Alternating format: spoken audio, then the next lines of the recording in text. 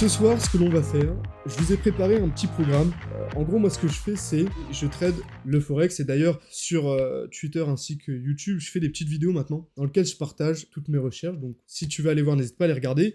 Bon, du coup, ce soir, ce que je vous ai préparé, la semaine dernière, je ne sais pas si vous étiez là, mais on avait analysé le Bitcoin et on avait analysé justement deux décomptes. Donc, le mien qui était principalement bullish. Moi, je pense réellement qu'on est dans un retour potentiel de bull run. Après, ça dépend. Là, on devrait avoir une certaine correction au niveau du BTC. Tout va jouer là-dessus. Si on voit, de toute façon, n'hésitez pas à regarder le replay, mais si on voit une petite correction pour ensuite repartir à la hausse, là, on sera définitivement dans une vague 3, si elle est vraiment agressive. Donc là, on ira chercher un nouvel ATH, mais pour l'instant, il est quand même un petit peu trop tôt pour le savoir.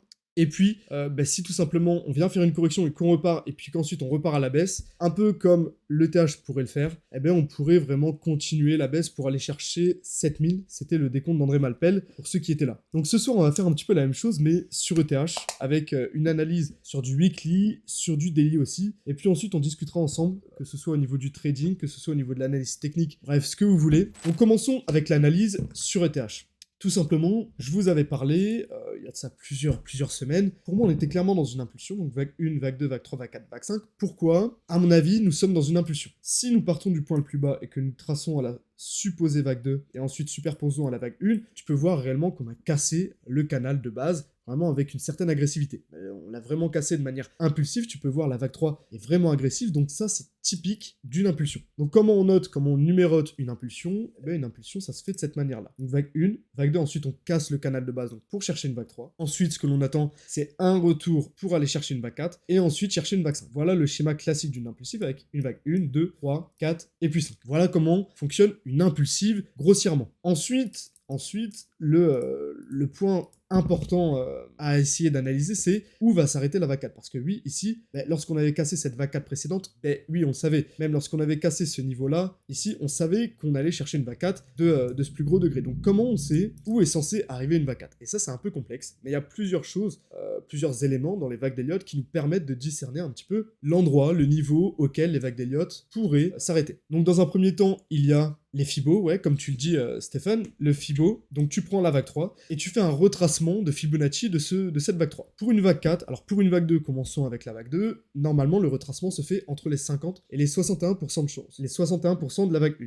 Donc tu vas avoir ta vague 1, tu vas essayer de chercher les 50% et les 61,8, et ta vague 2, normalement, a de grandes chances de finir dans cette zone-là. Pour une vague 3, c'est un petit peu plus différent parce que la vague 4 est censée être moins agressive. Elle est censée venir chercher les 38,2 et les 50, donc entre cette zone-là, entre les 38,2 et les 50, mais pas seulement. Si ta vague 3 est sous forme d'extension. Ici, tu peux voir, la vague 3 est légèrement en extension parce qu'ici, elle est bien plus grande que la vague 1. Mais lorsqu'on parle de belle extension, vraiment, c'est une vague 1, vague 2, vague 3, vague 4, vague 5. Là, tu vois, c'est une belle extension. Donc, lorsqu'on a une extension pour la vague 3, la zone de retracement se fait au niveau des 23,6, donc de ta vague 3, et entre les 23,6 et les 38,2. Donc ici, tu vois, on est dans une extension, mais pas non plus aggravante. Donc ici, j'ai décidé de prioriser les 38,2 et les 50. Donc vraiment, là, c'est la zone dans laquelle on attend une vague 4. Comme tu peux le voir ici, on est venu rechercher exactement entre les 38,2 et les 0,5. Mais il n'y a pas seulement les Fibonacci. Il y a aussi, par exemple, le canal de base. Le canal de base forme maintenant, la partie haute de notre canal de base, elle forme une zone dans laquelle on va retrouver beaucoup d'acheteurs. Donc si on vient descendre et on vient revenir titiller un petit peu ce haut de canal, on va trouver pas mal d'acheteurs. Et aussi, une autre fonction des vagues d'Elliott que j'aime bien, c'est la vague 4 du sous-décompte qui sert office de support aussi. Donc là, tu peux le voir, on est venu casser, et d'ailleurs, on est venu casser ce support-là. Alors, je vais te le mettre avec un rectangle, comme ça, tu pourras mieux l'analyser. Donc, cette zone-là, je vais te le mettre en jaune comme ça. Cette zone-là, tu vois que on est venu la casser à la hausse. Ensuite, on est venu se rappuyer dessus pour aller chercher une vague 5. Et ensuite, on est venu la casser à la baisse. On est venu se rappuyer une fois. Et ici, on sait pas. Pour l'instant, on est un petit peu au-dessus. On a clôturé un petit peu ici, mais là, tu peux voir, on est en train de repartir à la baisse. Donc, est-ce que ça va servir de résistance encore une fois ? Pour l'instant, on ne sait pas. Néanmoins, ce que l'on sait, c'est que la vague 4 pourrait très bien se finir ici. Tu peux voir, on est entre les 38,2 et les 0,5, donc ça pourrait servir de belle zone de support pour aller chercher une vague 5, qui ensuite, si ici on a fini la vague 4, la vague 5 devrait se finir dans notre cluster, donc entre les,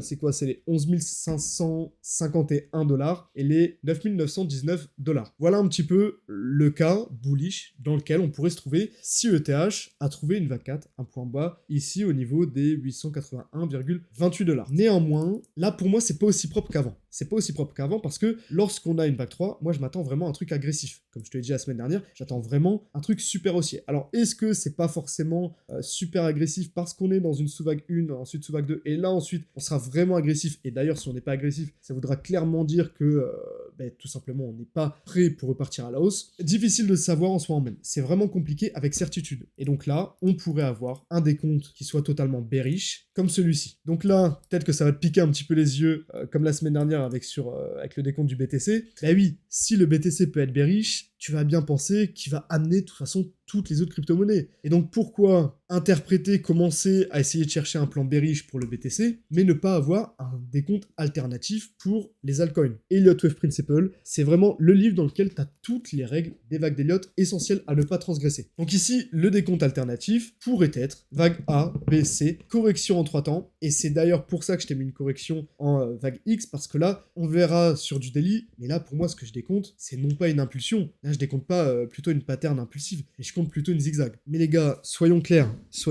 entre nous, personne ne peut analyser le marché avec certitude. Alors oui, vous allez avoir, je sais pas, sur tous les analystes, sur Twitter, il y en a vraiment beaucoup. Donc bien sûr, il y en a un qui va vous sortir un décompte avec les vagues d'Elliott et qui vous dira, les gars, regardez un peu, j'ai la boule de cristal avec moi parce que mon décompte est vraiment bon. Je vous l'avais mis ici, et puis là, je voyais une ABC, et ensuite, boum, on retourne à la hausse. Donc oui, potentiellement, il a un très bon décompte. C'est sûr qu'il a un très bon décompte, mais faut pas être sûr de ces décomptes. Faut toujours avoir des plans alternatifs, des décomptes alternatifs, parce que imaginons qu'on vient casser ton scénario haussier. Mais toi, tu es totalement biaisé parce que tu as juste ton décompte haussier. Tu es sur un ETH qui pourrait arriver, qui doit d'ailleurs, selon toi, arriver à l'ATH. Imaginons que tu as ce décompte-là, et là, boum, on vient casser cette vague 2. Donc là, bien sûr, vu que tu vas être biaisé, tu vas dire, non, mais attends, je vais essayer de maquiller ça, t'inquiète, parce que de toute façon, moi j'arrive à décompter une 1, 2, 3, 4, 5, A, B, C, magnifique. Mais non, t'es juste totalement biaisé. Parce que si t'avais bien regardé, ici, au niveau de ton trading personnel, sur des time frames beaucoup plus courtes, ici tu vois quoi? Et tu vois totalement une ABC, pour ensuite, si on vient casser le canal de base, c'est totalement bearish. Alors, est-ce que tu auras raison tout le temps? La réponse est non, clairement pas. Le trading n'est pas fait pour avoir raison tout le temps. Néanmoins, tu essaies de mettre les probabilités de ton côté. Maintenant, quels sont les niveaux avec lesquels je vais pouvoir me dire, ok, là pour moi on est clairement sur une pattern bearish, et donc j'irai chercher vraiment à avoir ces targets-là. On va voir ça sur du décompte en daily. Et commençons, comme doit commencer un Elliotiste ou une personne travaillant avec les vagues d'Elliott. Si vous voulez commencer à étudier un graphique avec les vagues d'Elliott, il faut soit commencer au point le plus bas, ou alors au point le plus haut. Ici, nous, ce que l'on veut analyser, c'est ça, donc bien entendu, on va commencer au bottom, effectué au 881, il me semble, 884, quelque chose comme ça. Donc ici, comme d'habitude, lorsque je dois détailler un graphique avec les vagues d'Elliott, comment je fonctionne, j'utilise mon canal. Alors ici, on n'est pas en log, donc parfait. Comme avec tout à l'heure l'impulsive, ça fonctionne exactement de la même chose. Je pars du bottom, je pars à la supposée vague 2 ou vague B, et ensuite je superpose à ma soit vague 1, soit vague A. Parce que là, oui, les personnes qui commencent directement à détailler un décompte avec ce bottom-là, elles ne pourront pas, je vous le dis, c'est impossible, de savoir si nous sommes dans une zigzag qui aurait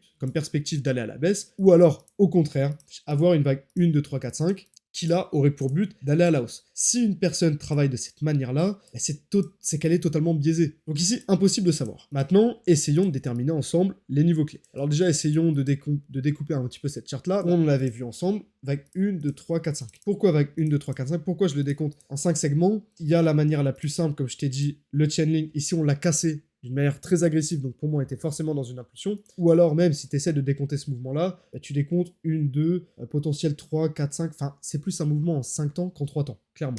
Donc ici, impulsion. Ensuite, correction. Comment tu sais que c'est une pattern de correction? Ici, à la limite, tu prends cette vague-là, tu vois qu'on est dans une pattern de correction, vague ABC, et ensuite on vient faire une vague X. Donc là, malheureusement, c'est chiant, oui. C'est comme ça arrive, les patterns complexes, elles sont là, elles existent. Donc ici, WXY de cette manière-là. Et ce que l'on attend maintenant, Et l'analyse que je vous en avais fait, c'était celle-ci. Vraiment, moi, je m'attendais à un retour à la hausse. Lorsqu'on avait cassé ce niveau-là, c'était ici un triangle. Lorsqu'on avait cassé le haut du triangle, donc ici, moi, j'étais clairement aussi sur ETH. Au minimum, chercher, c'était donc les 100% pour justement les objectifs d'une vague C ou alors les 168. Vous pouvez le voir ici, bah, c'est clairement ce que l'on a fait, on est venu chercher. Les 100%, alors encore une fois, ça fonctionne pas au pixel près, les ratios de Fibonacci fonctionnent par probabilité, donc on peut sortir des cas pour chercher un petit peu au-dessus, un petit peu en dessous. C'est totalement normal. C'est pour ça d'ailleurs que j'utilise de manière générale une confluence avec un outil, moi je l'appelle le cluster. Donc c'est quoi? C'est le fait d'associer les ratios de Fibonacci avec justement ces vagues-là, donc la vague A ou 1 avec justement la vague 3 ou C, et en plus de ça, le retracement de la pattern de correction. Donc ici, c'était ce retracement-là. Donc tu prends le retracement, et ensuite tu prends le retournement de Fibonacci, je l'appelle comme ça. Donc pour une zigzag, donc pour une vague C, le cluster est dans cette zone-là. C'est la zone avec le plus de probabilité. Et ensuite, la deuxième, c'est ici. Donc, les 200% pour une vague 3 avec les 168. Ici, tu peux voir, on est vraiment très proche du premier ratio. Mais ici, voilà un petit peu le décompte que j'en ai. Donc maintenant, est-ce que pour moi, on est plus dans une zigzag ou plus dans une impulsion? Compliqué à savoir. Mais pour ça, il y a quelques outils qui peuvent nous mettre la puce à l'oreille. Premièrement, le right look. Le right look, c'est quoi? C'est une fonction, un petit peu, un outil des vagues d'Elliott. C'est pas un outil, c'est plus une propriété des vagues d'Elliott qui nous dit: une impulsive est censée ressembler à ceci. Vague 1, vague 2, vague 3, vague 4, vague 5. La vague 3 est censée être plus agressive que la vague 1. A contrario, pour une zigzag, mouvement en 3 temps, on est censé avoir ce schéma-là. Vague A, vague B et vague C. Avec une vague C beaucoup plus étendue que la vague A. Voilà vraiment ce que l'on est censé retrouver. Ici, à mon sens, vraiment, on est plus dans une vague C élargie qu'une vague A. La vague A, tu peux voir, elle est plutôt agressive, et la vague C, contrairement, elle est plus large. Donc maintenant, quels sont les points clés, les niveaux pour justement valider cette zigzag? Mais pour mon trading personnel, j'aime bien rentrer à la cassure du bas de canal. À la cassure du bas de canal, j'aime bien rentrer, ou à la cassure de la vague 4. Vraiment, tu peux... Tout dépend de la situation. Ici, tu peux voir que la vague 4 est plutôt basse. Donc ici, j'aurai une confirmation à la cassure de la vague 4. Mais on pourrait se trouver aussi dans un décompte alternatif, hein, comme je te l'ai dit tout à l'heure, qui pourrait vraiment nous donner ici sous vague 1, vague 2, sous vague 1, sous vague 2, pour ensuite aller à la hausse. Si on vient casser le bas de canal, ce décompte-là, tu vois, je l'aimerais beaucoup moins. Et je serais plus sur une ABC que sur le scénario super bullish pour aller chercher un nouvel ATH. Voilà un petit peu comment fonctionne l'analyse technique sur ETH en ce moment avec les vagues d'Elliott. Pour vous montrer un petit peu comment a fonctionné le précédent bottom, allons voir ici ETH. Le précédent bottom, c'était celui-ci, le grand bottom, le début de l'impulsive. Tu peux voir là, c'était vraiment... Est-ce que j'attends? Est-ce que je t'ai dit? Vague 1, vague 2, vague 3, vague 4, puis vague 5. Alors là, je suis pas vraiment précis dans mon décompte, même si je pourrais le faire. Vague 1, vague 2, vague 3, vague 4, vague 5. Donc vague B, vague C, plutôt quelque chose de la sorte. Et ensuite, ce que l'on a vu ici, boum, vraiment là, c'était super impulsif. Là, c'était super agressif. C'est exactement ce que je t'ai dit, ce que je veux voir pour une impulsion. Vague 1, 2, 3. La vague 3 est agressif. Là, tu vois, à partir de ce mouvement-là, là, clairement, ça, c'est quoi? C'est rien plus ni moins qu'une confirmation de vague 3. Et donc, ensuite, on a eu la cassure de notre canal de base. Parfait. Là aussi, c'était agressif, hein, avec le mouvement précédent. Clairement impulsif. Donc là, boum, après, on est allé chercher bien plus haut pour aller chercher notre fameux ATH. Regardons maintenant au niveau des indicateurs.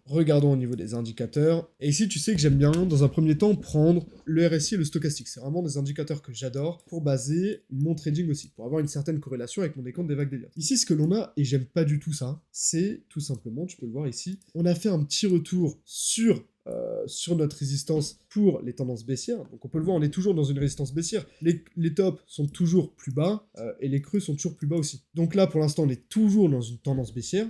Et ce que l'on a, c'est un retour sur la résistance pour la tendance baissière. Et ça, je déteste ça. Pour partir en longue, j'aime pas vraiment ce scénario-là parce que, dans un premier temps, ça nous indique une correction, ça c'est sûr, mais ça nous indique, vraiment, on a plus de chances de trouver un nouveau creux. Sachant que le stochastique est aussi au même endroit. Pour mettre aussi en comparaison avec les divergences, là, on a une divergence baissière cachée. Vous pouvez le voir, on a ici des tops qui sont plus bas, mais au niveau du RSI, on a des tops plus hauts. Donc là, là, c'est pas bon. là c'est pas bon en soi. Voilà un petit peu sur le RSI et le stochastique. On va regarder au niveau du précédent top, est-ce que l'on a eu la même chose ou non. Ici, tu peux le voir vraiment, on n'a pas eu la même chose. Et c'est ça justement qui me fait tilt un petit peu. Tendance baissière, on vient rechercher à chaque fois cette zone-là. Et ensuite, lorsqu'on passe d'une tendance baissière en tendance haussière, on va vraiment transférer pour passer de la zone rouge à la zone verte. C'est exactement ce que l'on a fait. Tendance baissière, on était ici dans le bas du RSI. Ensuite, on a fait la vague 1, correction vague 2, et tu peux voir que pour trouver la vague 2, ici ce que l'on a fait c'est quoi? On est venu se rappuyer, on est venu faire le transfert ici, on est venu se rappuyer sur notre support pour les tendances haussières, et ensuite on est venu l'exploser ici, on est venu l'exploser ici, donc à partir de ce point-là, on avait vraiment une confirmation d'un retournement baissier en retournement haussier.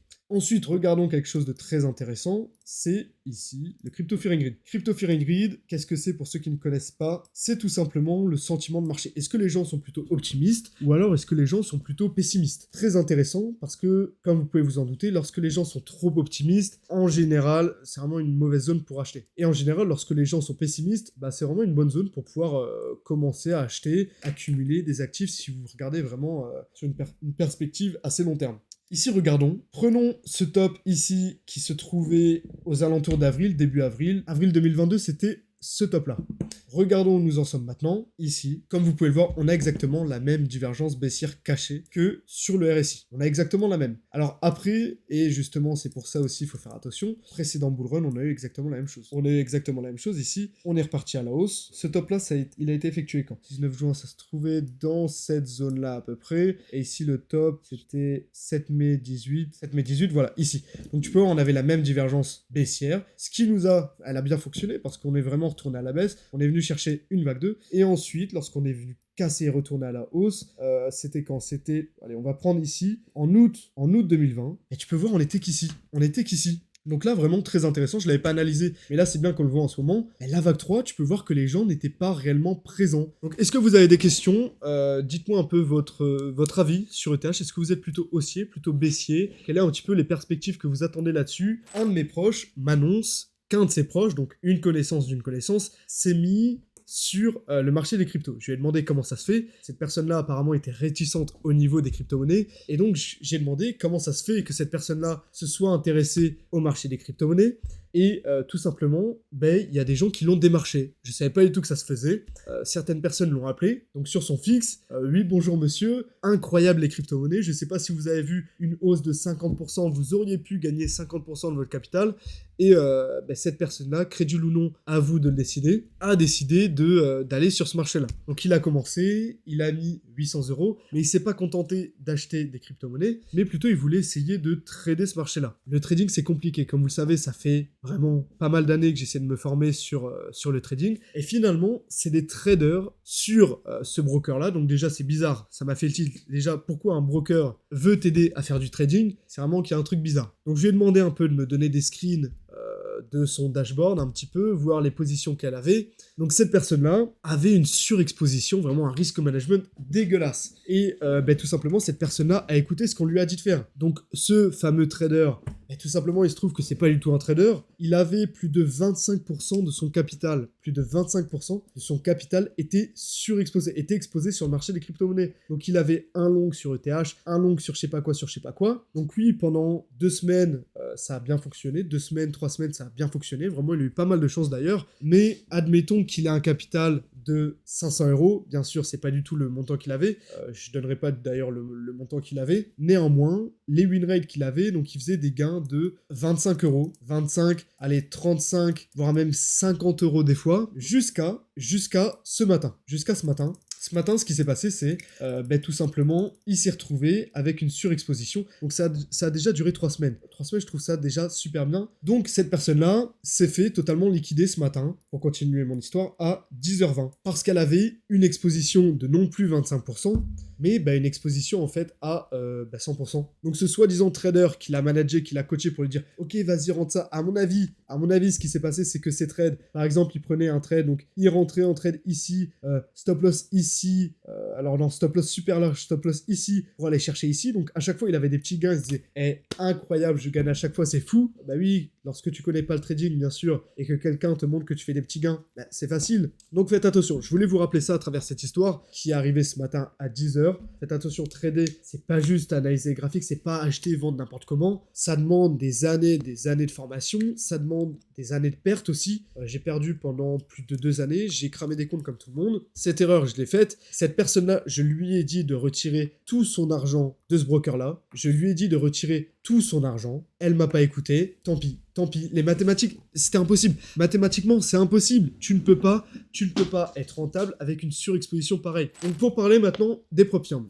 Ça fait 4 mois, il me semble, que je vous avais parlé de prop firms, que je vous avais dit que j'étais en train de faire des challenges de prop firms. Je suis sur FTMO. FTMO propose, alors pour ceux qui ne savent pas ce qu'est un challenge de prop firm, je vous en parle rapidement. Une prop firm, c'est une société qui va vous allouer un capital si vous montrez que vous savez trader. Pour cela, vous avez une étape de vérification, parce que oui, elle va pas directement vous donner un capital de trading. Non, elle va vous tester. Pour ça, vous avez un challenge à faire. Pour FTMO, c'est pas compliqué. Vous devez avoir 10% du capital de base un seul mois. Si vous êtes au-dessus de 0, bah, tout simplement, on vous redonne un compte gratos. Et ça, c'est très important. Très très important. Vous pouvez pas perdre 5% de votre capital de trading par mois et vous pouvez pas perdre 10% de votre capital de trading par mois. J'ai essayé, pour l'instant, sur ces 4 mois, j'ai essayé une stratégie qui, je dois l'avouer, ne fonctionne pas.